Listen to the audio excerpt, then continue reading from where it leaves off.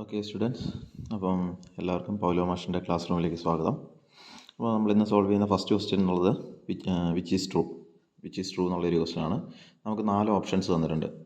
Question നോക്കുമ്പോൾ 4 options കാണുന്നുണ്ട്. ഡിസ്പ്ലേസ്മെൻറ്റും ഡിസ്റ്റൻസും തമ്മിലുള്ള 4 ഓപ്ഷൻസാണ് തന്നിരിക്കുന്നത്. ഇതിൻ്റെ ഉള്ളിൽ ഏതാണ് കറക്റ്റ് ആയിട്ടുള്ളത്, ഓൾവേസ് ട്രൂ ആയിട്ടുള്ളതെന്നാണ് നമുക്ക് കണ്ടുപിടിക്കേണ്ടത്. അപ്പോൾ ഡിസ്പ്ലേസ്മെൻറ്റും ഡിസ്റ്റൻസും തമ്മിലുള്ള റിലേഷൻ നമ്മൾ അറിയണം. എന്നാൽ മാത്രമേ ഇതിൻ്റെ ഉള്ളിൽ ഏതാണ് ട്രൂ എന്ന് അറിയാൻ പറ്റുള്ളൂ. ഈ ഓപ്ഷൻ തന്നിരിക്കുന്നത് ഡിസ്റ്റൻസ് ചെറുതും ഡിസ്പ്ലേസ്മെൻറ്റ് വലുതും എന്നാണ് ഈ ഓപ്ഷൻ തന്നിരിക്കുന്നത്. അപ്പം ഇതിൻ്റെ ഉള്ളിൽ ഏത് ഓപ്ഷനാണ് ശരി എന്നുള്ളത് കണ്ടുപിടിക്കണം.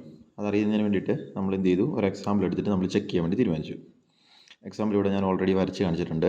ഐ എന്ന് പറഞ്ഞ ഇനീഷ്യൽ പോയിന്റിൽ നിന്ന് ഇനീഷ്യൽ പോയിന്റ് കാണിച്ചു.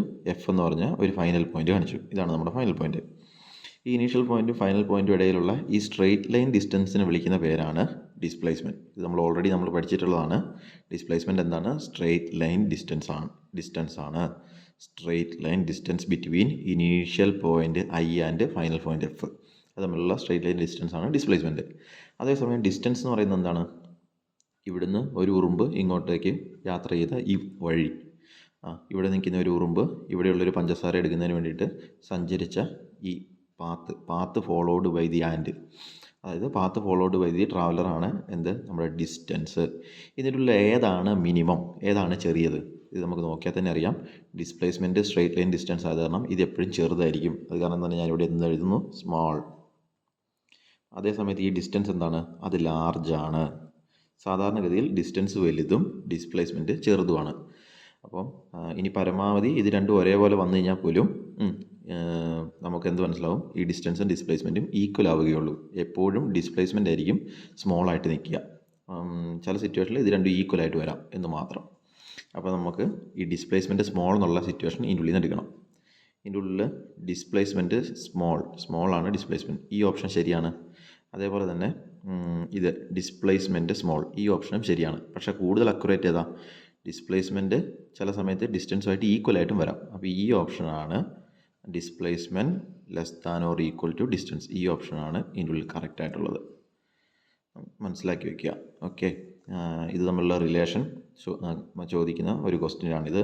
അപ്പം മനസ്സിലാക്കി വയ്ക്കുക. ഏതാണ് ചെറുത്? ഡിസ്പ്ലേസ്മെൻ്റ് ആണ് ചെറുത്. അപ്പോൾ എങ്ങനെ എഴുതുന്നത്? Less than or equal to വേണം യൂസ് ചെയ്യാൻ. ഏത് സൈഡിലേക്ക്? ഡിസ്പ്ലേസ്മെൻ്റ് ആണ് ചെറുത്, ഡിസ്റ്റൻസ് വലുതെന്നുള്ളത് കൊടുക്കണം. ഓക്കെ, ആ ക്വസ്റ്റ്യൻ കഴിഞ്ഞു. അടുത്ത ക്വസ്റ്റ്യൻ, ഇത് 2020 സേ പരീക്ഷയ്ക്ക് ചോദിച്ച ക്വസ്റ്റ്യനാണ്. ക്വസ്റ്റ്യൻ വളരെ സിമ്പിളാണ്. സ്ലോപ്പ് ഓഫ് പൊസിഷൻ ടൈം ഗ്രാഫിൻ്റെ സ്ലോപ്പ് എന്താണെന്നാണ് ക്വസ്റ്റ്യൻ. ഈ ക്വസ്റ്റ്യൻ ആൻസർ ചെയ്യണമെങ്കിൽ നമുക്ക് ഈ ഒരു ടേബിൾ അറിഞ്ഞിരുന്നാൽ മാത്രമേ നമുക്ക് പെട്ടെന്ന് ആൻസർ ചെയ്യാൻ വേണ്ടിയിട്ട് സാധിക്കുകയുള്ളൂ. ഇത് 1 മാർക്കിൻ്റെ സിമ്പിളായിട്ടുള്ള ഒരു ക്വസ്റ്റ്യനാണ്. നമ്മളപ്പം ഇത്രയും കാര്യങ്ങൾ അറിഞ്ഞിരുന്നാലേ പെട്ടെന്ന് ആൻസർ ചെയ്യാൻ പറ്റുള്ളൂ. നിങ്ങൾ ശ്രദ്ധിച്ച് നോക്കുക. ഡിസ്പ്ലേസ്മെൻറ്റ്, വെലോസിറ്റി, ആക്സിലറേഷൻ, 3 കാര്യങ്ങൾ. ഇവിടെയുള്ള ഗ്രാഫ് എന്താ? Position time graph. വെലോസിറ്റി വരുമ്പം വെലോസിറ്റി ടൈം ഗ്രാഫ്, ആക്സിലറേഷൻ വരുമ്പം ആക്സിലറേഷൻ ടൈം ഗ്രാഫ്. അങ്ങനെ 3 തരത്തിലുള്ള ഗ്രാഫുണ്ട്. ഇനി നമ്മൾ സ്ലോപ്പ് എടുക്കുന്നു. സ്ലോപ്പ് എടുക്കുമ്പോൾ എങ്ങോട്ടാണ് ചെരിവ്? മുമ്പോട്ടേക്ക്. പൊസിഷൻ ടൈം ഗ്രാഫിൻ്റെ സ്ലോപ്പ് എടുത്തപ്പോൾ അതിൻ്റെ തൊട്ട് ഫ്രണ്ടിലുള്ള വെലോസിറ്റിയാണ് അതിൻ്റെ ആൻസർ വന്നത്. ഇനി ഇവിടെ വെലോസിറ്റി ടൈം ഗ്രാഫിൻ്റെ സ്ലോപ്പ് എടുക്കുമ്പോൾ അതിൻ്റെ തൊട്ട് ഫ്രണ്ടിലുള്ളതായിരിക്കും അതിൻ്റെ ആൻസറായിട്ട് വരിക, എ ആക്സിലറേഷൻ. അപ്പോൾ ഇവർ നമ്മളോട് എന്താ ചോദിച്ചിരിക്കുന്നത്? സ്ലോപ്പ് ഓഫ് പൊസിഷൻ ടൈം ഗ്രാഫാണ് ചോദിച്ചിരിക്കുന്നത്. പൊസിഷൻ ടൈം ഗ്രാഫ് എന്ന് പറഞ്ഞാൽ ഇതിൻ്റെ ഉള്ളിൽ ഏതിനെ തുടരണം? Position time. ഇതാണ് നമ്മുടെ പൊസിഷൻ ടൈം ഗ്രാഫ്. അതിൻ്റെ ഉള്ളിൽ എന്തിനെ പറ്റിയാണ് ചോദിച്ചിരിക്കുന്നത്? സ്ലോപ്പിനെ പറ്റിയാണ് ചോദിച്ചിരിക്കുന്നത്. സ്ലോപ്പ് എന്ന് പറഞ്ഞാൽ വെലോസിറ്റിയാണ്. അപ്പോൾ നിങ്ങൾ ആദ്യം ഓർത്തിരിക്കേണ്ട കാര്യം എന്താണ്? സ്ലോപ്പ് എന്ന് പറഞ്ഞാൽ മുൻവശത്തേക്ക് വേണം, മുൻവശത്തുള്ള ആളെ വേണം ആൻസറായിട്ട് എഴുതാൻ. ഏരിയ എന്ന് പറഞ്ഞാൽ തൊട്ട് ബാക്കിലുള്ള ആളെ വേണം ആൻസറായിട്ട് എഴുതാൻ. ഇത്രമാത്രം മനസ്സിലാക്കിയാൽ ഈ ടേബിൾ മൊത്തം പഠിക്കാൻ എളുപ്പമാണ്. പിന്നെ ഇതേപോലത്തെ ക്വസ്റ്റ്യൻസ് ആൻസർ ചെയ്യാനും വളരെ എളുപ്പമായിരിക്കും. അടുത്തത് ഇത് 2019 ടേം 1 ചോദിച്ച ക്വസ്റ്റ്യനാണ്. ഓക്കെ, ക്വസ്റ്റ്യൻ എന്താണ്? Draw position time graph of stationary object. അപ്പോൾ ഈ സ്റ്റേഷനറി എന്നുള്ള വേർഡ് അറിയാമെങ്കിൽ മാത്രമേ നമുക്കിത് ഈ ഗ്രാഫ് വരയ്ക്കാൻ വേണ്ടി സാധിക്കുള്ളൂ. Position time graph of stationary ഒബ്ജക്റ്റിൻ്റെ പൊസിഷൻ ടൈം ഗ്രാഫ്. സ്റ്റേഷനറി എന്ന് പറഞ്ഞാൽ എന്താണ്? ഞാൻ ഓൾറെഡി പറഞ്ഞിട്ടുണ്ട്. സ്റ്റേഷനറി എന്ന് പറഞ്ഞാൽ സ്റ്റേഷനറി കടയെ പറ്റിയൊക്കെ നമ്മൾ ഓർത്താൽ മതി. അനങ്ങാതിരിക്കുക, റെസ്റ്റ് എന്നാണ് ഇതിൻ്റെ മീനിങ്. പൊസിഷൻ ടൈം ഗ്രാഫിൻ്റെ റെസ്റ്റിലുള്ള ചിത്രമാണ് വരയ്ക്കേണ്ടത്. പൊസിഷൻ ടൈം ഗ്രാഫ് എന്ന് പറയുമ്പോൾ വൈ ആക്സിസ് പൊസിഷനും എക്സ് ആക്സിസ് ടൈമായിട്ട് എടുക്കണം. ഞാനിവിടെ ഓൾറെഡി കാണിച്ചിട്ടുണ്ട്. വൈ ആക്സിസ് പൊസിഷനും എക്സ് ആക്സിസ് ടൈമായിട്ട് എടുത്തു. റെസ്റ്റ് ആകുമ്പോൾ എങ്ങനെയായിരിക്കും? ഈ ടൈമിൻ്റെ ആക്സിസിന് ഒരു പാരലൽ ആയിട്ടുള്ള ഒരു ലൈനായിരിക്കും വരിക. ഇതിന് വേറെയും കുറേ ഗ്രാഫുകളുണ്ട്. ഏത് പൊസിഷൻ ടൈം ഗ്രാഫിൻ്റെ വ്യത്യസ്ത ഗ്രാഫുകളാണ് ഞാനിവിടെ കാണിച്ചിരിക്കുന്നത്. റെസ്റ്റ് കോൺസ്റ്റൻറ്റ് വെലോസിറ്റി ആകുമ്പോൾ സ്ട്രെയിറ്റ് ലൈൻ ആയിരിക്കും. പോസിറ്റീവ് ആക്സിലറേഷൻ യൂണിഫോം ആക്സിലറേഷൻ ആകുമ്പോൾ അപ്വാർഡായിട്ടുള്ളൊരു കർവ് ആയിരിക്കും. പിന്നെ നെഗറ്റീവ് ആക്സിലറേഷൻ എന്ന് പറഞ്ഞാൽ റിട്ടാർഡേഷൻ ആകുമ്പോൾ ഈ രീതിയിലുള്ളൊരു ഗ്രാഫായിരിക്കും. അപ്പോൾ ഈ 4 ഗ്രാഫുകൾ പഠിച്ചു വയ്ക്കുക. ഇതിൻ്റെ ഉള്ളിൽ ഏത് വേണമെങ്കിലും ചോദിക്കാം. ഇത്തവണ ഇതിൻ്റെ ഉള്ളിൽ ചോദിച്ചിരിക്കുന്നത് ഈ ഗ്രാഫിനാണ് ചോദിച്ചിരിക്കുന്നത്. അപ്പോൾ ഇതായിരിക്കും നമ്മുടെ ആൻസർ.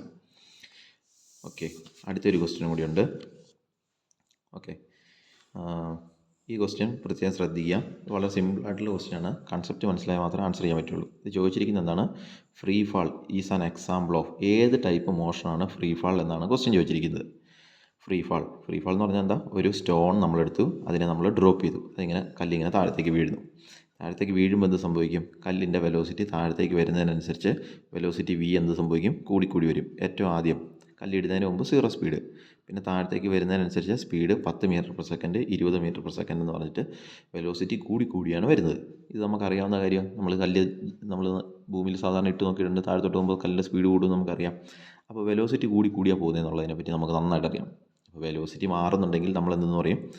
വെലോസിറ്റി കോൺസ്റ്റൻ്റ് ആണെങ്കിലാണ് നമ്മൾ ഏത് പേര് വിളിക്കുന്നത്? യൂണിഫോം മോഷൻ അല്ലെങ്കിൽ യൂണിഫോം വെലോസിറ്റി എന്ന് വിളിക്കുന്നത്. ഇവിടെ വെലോസിറ്റി യൂണിഫോം അല്ല, വേരിയിങ് ആണ്. അപ്പോൾ നമ്മൾ എന്തെന്ന് പറയും? നോൺ യൂണിഫോം മോഷൻ എന്ന് പറയും. അപ്പോൾ ഇത് സ്റ്റോൺ താഴത്തേക്ക് ഇടുന്ന ഏത് എക്സാമ്പിളാണ്? നോൺ യൂണിഫോം മോഷനുള്ള എക്സാമ്പിളാണ്. അതേസമയത്ത് ഇതിൻ്റെ ആക്സിലറേഷൻ ഒന്ന് എടുത്ത് ചെക്ക് ചെയ്ത് നോക്കുക. ഈ കല്ല് മേളിലായിരുന്നപ്പോഴും ആക്സിലറേഷൻ്റെ വാല്യൂ g ആയിരുന്നു. കല്ല് നിലത്തെത്തിയപ്പോഴും ആക്സിലറേഷൻ്റെ വാല്യൂ g ആണ്.